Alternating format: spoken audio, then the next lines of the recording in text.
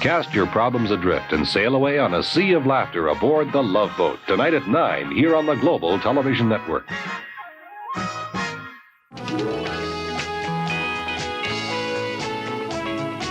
In 1979, the series Matt and Jenny were premiered on Canadian television. Two English children, Matt and his sister Jenny, are en route to the New World on board a ship with their mother. During the voyage, the mother dies, leaving her children orphans. The vessel reaches Halifax, where Matt and Jenny start searching for their relatives in Canada. The exciting story, the quality of acting, together with the guest stars, all that worked for success. The series got a warm reception from audiences and critics. The filmmakers carefully ensured that the scenery and the whole ambience matched the depicted era. The 19th century muzzleloader firearms were provided by the gunmaker John Edward Clark. He had to be on the set at all times during film shooting. Participating in a popular TV series and assisting actors such as Neil Dannard, Barry Morse, Duncan Regier, Chris Wiggins, and Megan Follows. Then, at the age of 11, could embellish any biography. Although in the case of John Clark, a man with an exceptional combination of technical and artistic skills, that was only one episode of his fulfilled life. John Edward Clark was born on November 17, 1938. He grew up in a suburb of Montreal in the early 40s and moved to Toronto, Ontario in 1949. So we think John probably inherited his interest and abilities in tools, using tools, and his craftsmanship from his father, who was reportedly a very accomplished woodworker and had a big shop full of woodworking tools. And I'm sure John took full advantage of that as a youth. And he admitted himself, John did, that he was not an academic student, but he took every shop course he could take during high school, to the point that he became an assistant to the shop teachers. He knew enough about it that he could help other students. So he didn't miss that. And after high school, he started working in speed shops with automobiles and hot rods, building, modifying, and even racing them. So he had really good hands-on mechanical skills. He could get into anything mechanical and figure it out and repair it and rebuild the parts. And we're going to talk about that a little bit later, some of the other things he was involved with. But he certainly had a honed skill for mechanics. One of the things that brought John into my world was he spent a good deal of his summers as a youth in the townships in Quebec north of Ottawa at a remote lake. So he learned a lot about fishing, and he spent some time with a blacksmith that was still in the area.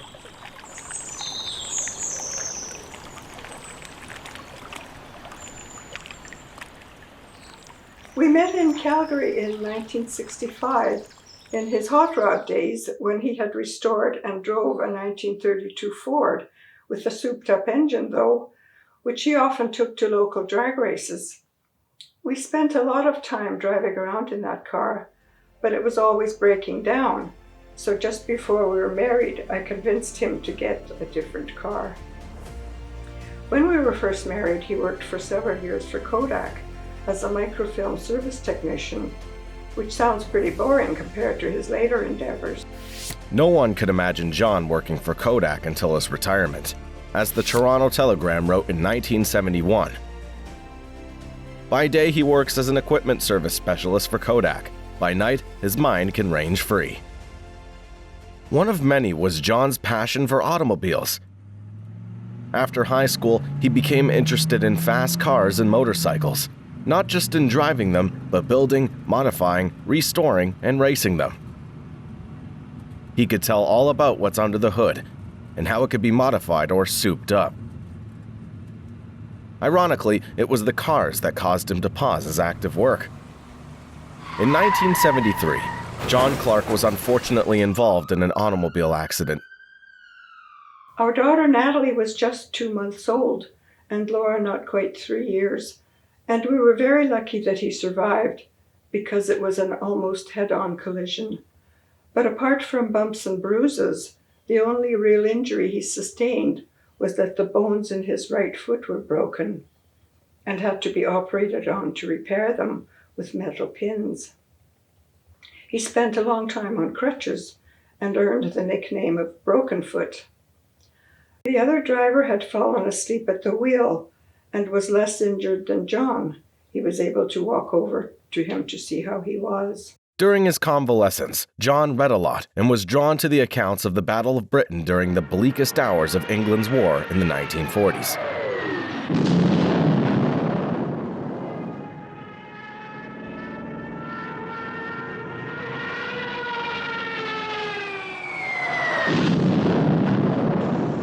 He fell in love with the Supermarine Spitfire.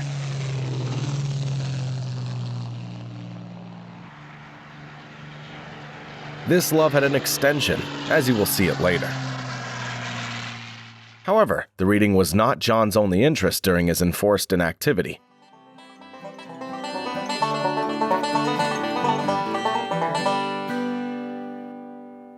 Along with the reading John did during his convalescence, he also took up the banjo, but not an easy instrument to learn at any time.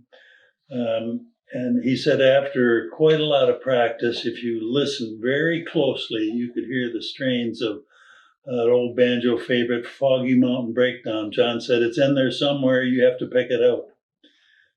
So his musical talents blossomed once again quite a few years later when he took up the piano, and along with a bunch of other students, young students, he wasn't young, but he played in a concert with them, assembly, and along with 9 and 10-year-olds, John played his piece that he learned. So he wasn't afraid to pick up something new and beat it down until he got it into the shape that he liked to see it.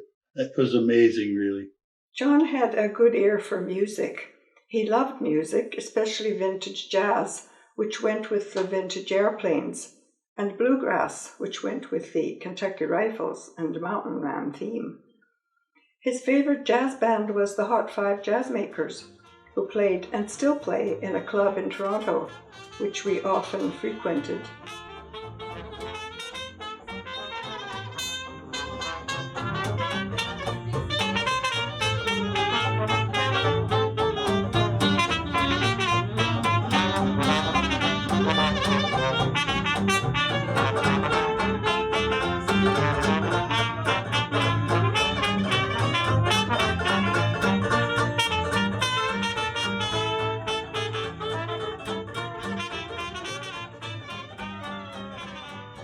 He often worked to classical music in the shop. There were sounds that were like music to his ears, and that was the distinctive roar of the Merlin engine, which was used in Spitfires and other World War II airplanes, and the chugging and hissing of steam train engines, and perhaps the booming of muzzle-loading rifles. Gunmaking was the greatest passion of John Clark. In 1975, he began building custom muzzle-loading firearms on a full-time basis. As with any new business, John's endeavor was not creating a stable income at first. Laura was 5 years old and Natalie only 2. I understood how important it was for John, but we had bills to pay. We managed to survive for a couple of years due to a good settlement from the car accident, the occasional sale of a rifle or muzzle-loading supplies, and with my at-home typing of transcripts for a court reporter. But in 1977, I went back to work full-time in Toronto, and John was left to look after the children until I came home in the evening. So you can add childcare to his list of accomplishments. John Clark heartfeltly appreciated the support of his wife Nina, who allowed him to indulge his projects. Dad was larger than life. He was a towering presence, 6'4", 250 pounds, just a very imposing looking, but the softest, kindest person you'll ever meet. He had so many friends. He's a very social person. He just sort of exuded this charisma when he came into a room.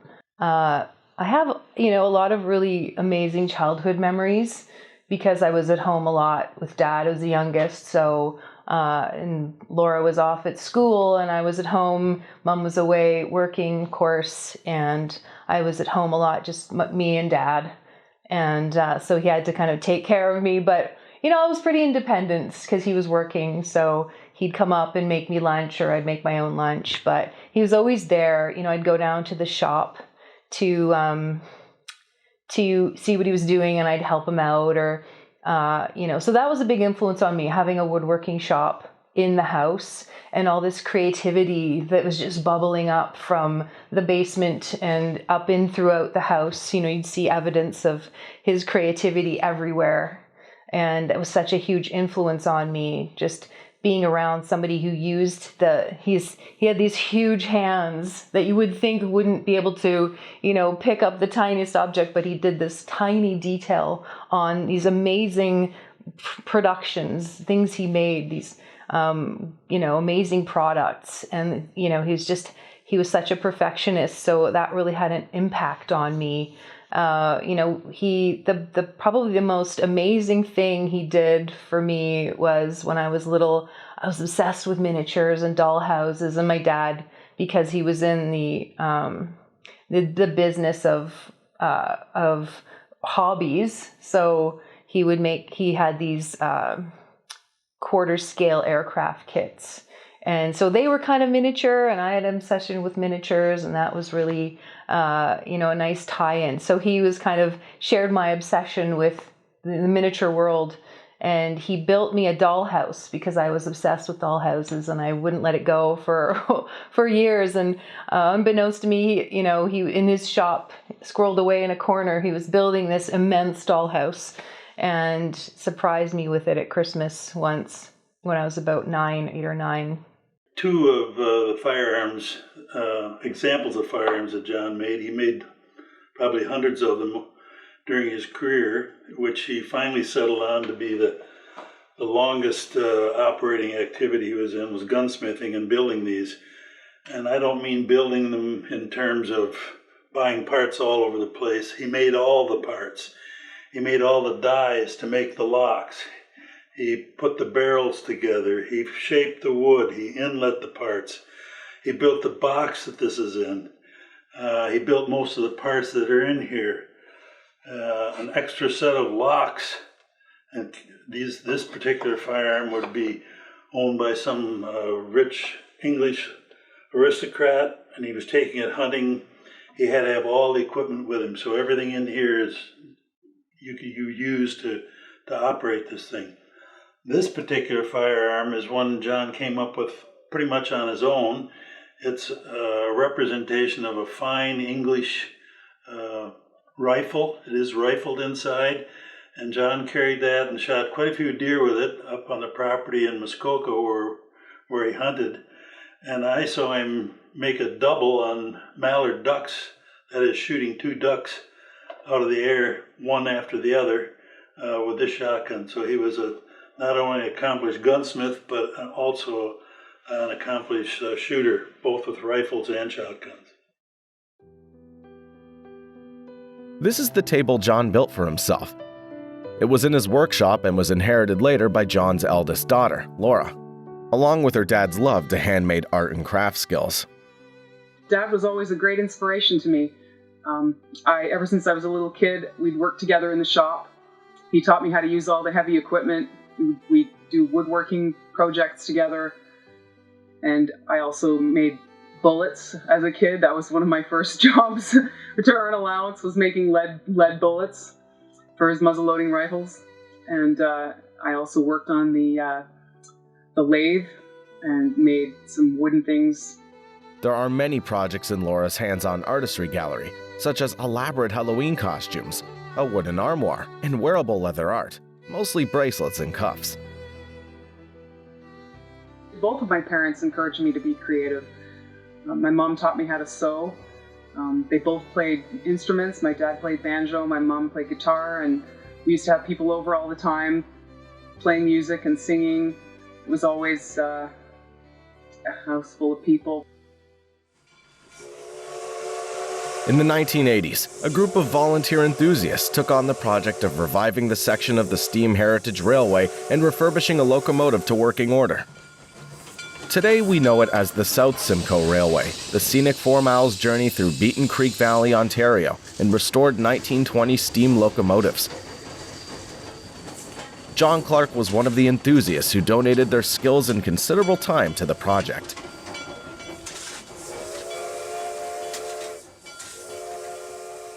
Afterwards, he started a retail business selling model train supplies.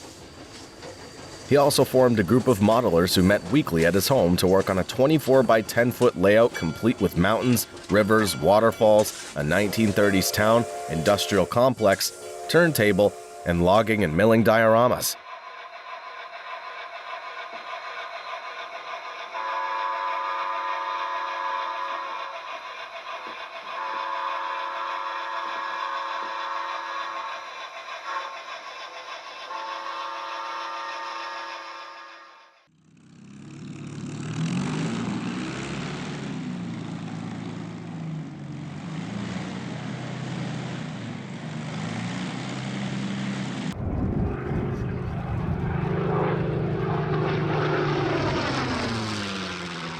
You may remember that John Clark fell in love with the Supermarine Spitfire, a British single-seat fighter aircraft. John decided that to truly honor the memory of that air war, an equally memorable radio-controlled model of the aircraft should be created. The decision came true as a quarter-scale working model of the Spitfire with a wingspan of just under 7 feet. Those models became part of John's business and have been flying in North America and in Europe up to this day.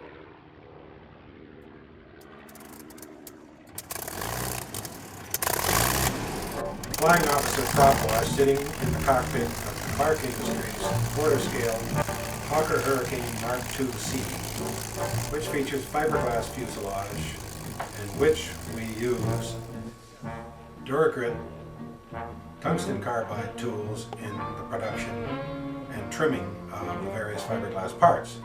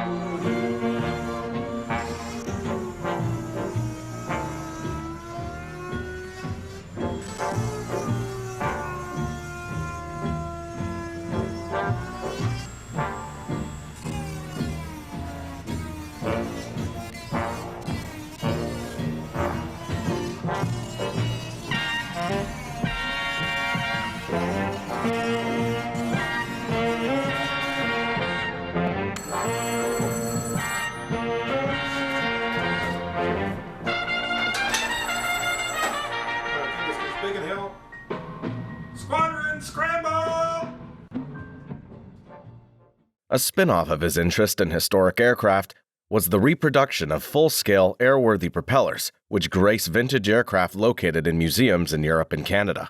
Several restored vintage airplanes are flying with these propellers, as well as perhaps thousands of model aircraft and hot air balloons inflated by them. John Clark developed friends with World War II pilots. He was involved with Canadian Fighter Pilots Association and afterwards became an associate member of the organization. A static model of the famous Spitfire fighter built by John Clark pro bono adorns the Canadian War Memorial Museum in Juno Beach, France. John was also instrumental in acquiring and assembling full-scale static mock-ups of a Spitfire and Hurricane, which stand at the Canadian Forces Air Base in Trenton, Ontario. As a result of his great volunteer work, the association nominated John Edward Clark for the Queen Elizabeth Diamond Jubilee Medal for his volunteerism and dedication to the association.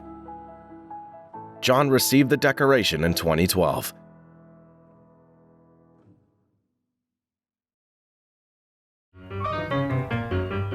Planes, Trains, and Automobiles, the title of the popular 1987 movie, could stand as an epigraph to John's life story because he had mastered them all. As the saying goes, talented person is talented everywhere. John's outstanding craft skills were perfectly paired with his love of art and cooking. The band was jumping, the people too, mess around. They're doing the mess around. John loved good food and was a good cook. In the early days, he liked to make fancy dishes like Creole jambalaya, beef bourguignon, cherries jubilee, and later was famous for his Seville orange marmalade and homemade ice cream. So much of what John did was painstaking, repetitious, and time-consuming, whether it was checkering a rifle stock, sanding propellers, or thinly slicing oranges. In 1992, John Clark tried himself in a whole new capacity when he appeared on the stage of the local theater, the Black Horse Village Players, as Frankenstein's monster.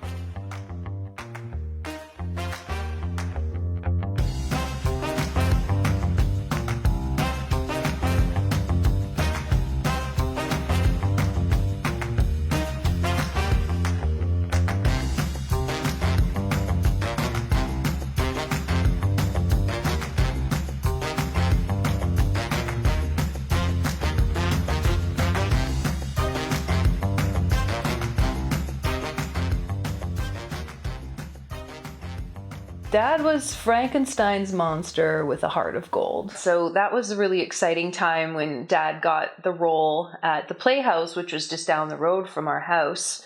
And he was perfect for it. And they knew as soon as he walked in the door to play Frankenstein monster could only have been John Clark from down the road, because he has this imposing figure. He's very tall and very stocky. And he walked in the door and the director said, "You're hired." He got the role right away. And he just had the most amazing presence. He didn't say a word through the whole thing, but he had these facial expressions and this presence of being so tall. And, he had these big blocky shoes like the monster, and, the whole costume, and a green face. He had all this green makeup on, and he was just so charismatic, go off in the corner, have over expressions, and his reactions to everything. He stole the show, and I think every review of the play just said, the monster stole the show. That's the person he was. He was very outgoing, and he would have just put himself right into that part. He'd go on the stage and then he'd be that person. And just the way he acted and his facial expressions and so on, just to give the feeling of the part. It was interesting to do his makeup because you had to kind of picture how he was going to look on the stage and what kind of character you wanted him to present. That helps the actor to get into his part too. It's really quite an important part of doing the theater makeup. So it's quite interesting just to approach each person.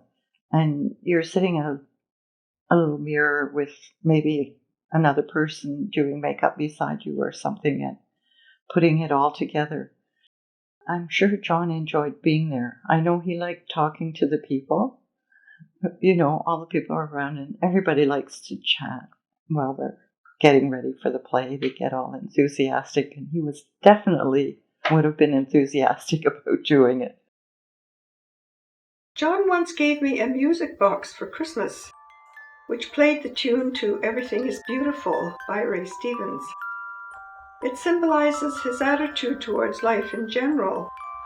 He accepted things and people as they were and never criticized, unless he had good reason to do so.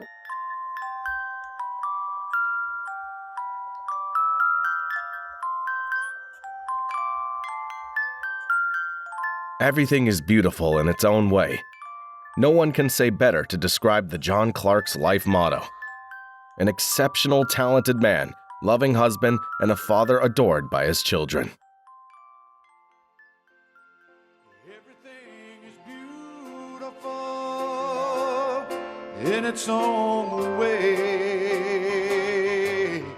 like a starry summer night or a snow-covered winter's day.